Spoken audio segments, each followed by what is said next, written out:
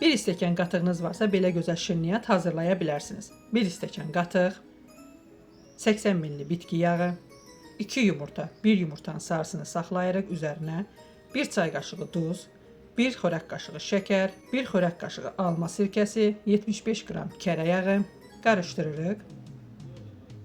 1 paket qabartma tozu, 4 stəkan un. Unumuzu az-az əlavə edirik. Ərzaqların dəqiq miqdarını videonun alt hissəsində qeyd edəcəm.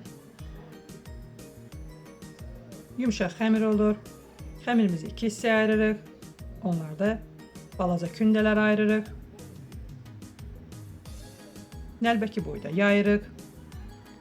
Videoda göstərdiyim formada vururuq. Soba tavasına yığırıq. Üzərinə yumurta sarısı vururuq. Əvvəlcədən isitdiyimiz 180 dərəcəli sobada bişiririk. Səhifəni yaddaşa verməyi unutmayın. İzlədiyiniz üçün təşəkkürlər.